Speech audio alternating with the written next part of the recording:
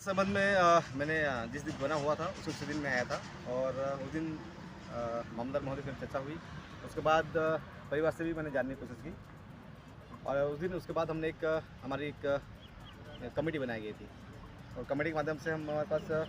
किस किस हिसाब से यहाँ पर कार्यवाही की गई है, प्रशासन ने क्या कार्यवाही कैसे की है, परिवार को कितने नोटिस दिया है, क्या है, ये सारी चीज़ों को लेकर हम लोग यहाँ पर अभी इन्वेस्टिगेशन कर रहे हैं हाल फिलहाल। और आज का जो दौरा है यहाँ पर ये है कि जिस हिसाब से जो कार्यवाही की गई है प्रशासन द्वारा वो दुर्भाग्यपूर्ण है, क्योंकि आदिवासी समाज की जब बात आती है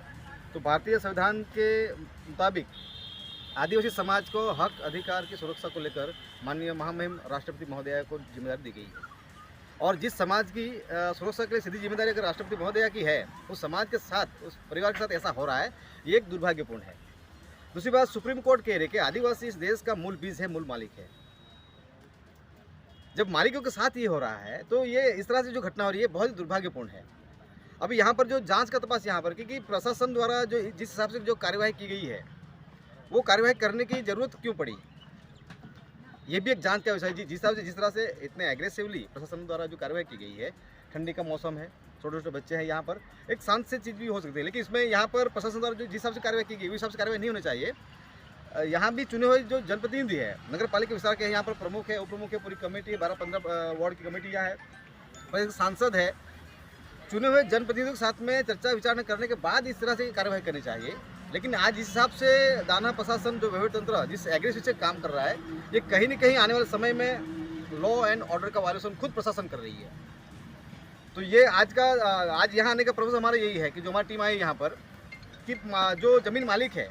उस ज़मीन मालिक की यहाँ पर ज़मीन जो ली गई है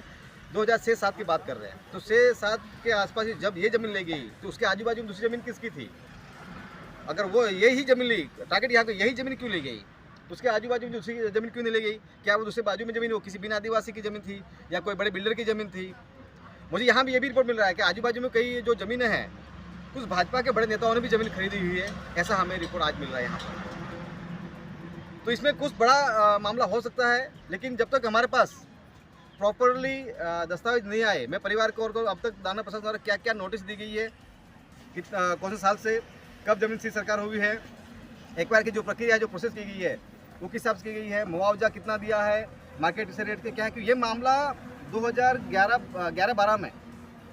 अनिल पटेल जी के माध्यम से मेरे पास आया था। ये मामला ऑलरेडी एसटी कमीशन में था और एसटी कमीशन ने अभी तक 3 बार यहाँ पर दाना प्रशासन, जब प्रशासक महोदय भल्ला जी थे उस समय उनको नोटिस भेजा गया कि जो दादरा नगर हवेली में जो ट्रांसपोर्ट नगर को लेकर जो ज़मीन एक्वायर की जा रही है उसके संबंध में जो मुआवजा दिया जाए वो रद्द करने के लिए ऐसे 3 बार नोटिस दिया गया है। उसके बाद वहाँ पर कमीशन में भी इस बाबत में हियरिंग हुई है। तो हम ये भी जानना चाहते हैं कि दादरा नगर हवेली प्रशासन द्वारा वहाँ पर जब एसटी कमीशन में स्टैंड लिया गया, हियरिंग की गई, उसके बाद दादरा नगर हवेली प्रशासन को एक्शन टेकन रिपोर्ट मांगा गया था। तो अब हम ये भी जांच करेंगे कि भाई प्रशासन द्वारा जब ये प्रक्रिया हुई उसके बाद प्रशासन ने अनुसूचित जनजाति आयोग को क्या रिपोर्ट दिया है, एक्शन टेकन रिपोर्ट, ये भी जानने की चीज़ है। तो कल की डेट में इस मामले को लेकर मैंने माननीय जो हमारे डिस्ट्रिक्ट मजिस्ट्रेट कलेक्टर महोदय हैं उनको मैंने संदेश भेजा है व्हाट्सएप के माध्यम से, और ये जो मेरे पास जो चीज़ें हैं वो उनको मैंने भेजी है कि सर ये ऐसा सा मामला है और इस मामले में हम व्यक्तिगत मिलकर चर्चा करना चाहते हैं ताकि एक प्रॉपरली जो ज़मीन मालिक है और प्रशासन के बीच में जो कम्युनिकेशन गैप है वो उसका मैं पूरक बन सकूं, साथ ही कोई दूसरा इस तरह का हादसा हमारे आदिवासी समाज के साथ ना हो, तो वो गंभीरता देखते हुए मैं आज यहाँ पर आया हूँ। दुर्भाग्यपूर्ण बात यह है, खुद शिवसेना के प्रमुख है, उनके घर में सांसद है, पूरी जिला पंचायत उनके पास टीम है, उनके पास चुने हुए लोग हैं, तमाम प्रकार की उनके पास व्यवस्था है। हादसा होने के 5 दिन के बाद इनको समय मिलता है, ये बड़ी बात है यहाँ पर। और अभी भी कह रहे हैं कि दरवाजा खटखटाना पड़ेगा। अरे प्रदेश के जनप्रतिनिधि हो, जहाँ तकलीफ हो, जहाँ समस्या हो, और ये आदिवासी परिवार, आदिवासी नेता हो, आदिवासी नेता के आदिवासी समाज के साथ, आदिवासी परिवार के साथ ये सारी चीज़ें हो रही है और आदिवासी परिवार को वहाँ दरवाजा खटखटाने की जरूरत पड़ेगी। सामने से आकर ये बातें करनी चाहिए। और हम तो ये कह रहे हैं कि भाई जब ये प्रशासन द्वारा कार्यवाही की जा रही थी तब ये सांसद और ये शिवसेना के जो प्रमुख है या चुने हुए जो लोग हैं वो कहाँ थे? क्यों नहीं इस चीज़ को, इस तरह जो घटना हुई, अगर शायद सांसद और ये जो प्रमुख है या जो लोग अभी आ रहे हैं ये उस समय अगर हरकत में आते तो इतना बड़ा हादसा नहीं होता। मैं यहाँ पर इस मामले में कौन जिम्मेदार है, इसीलिए हमने जो हमारी जो कमेटी बनाई है यहाँ पर ये है कि इस मामले में कौन जिम्मेदार है, क्या प्रशासन जिम्मेदार है, प्रशासन कौन सा अधिकारी जिम्मेदार है, किस अथॉरिटी ने इस तरह से कार्रवाई करने की है,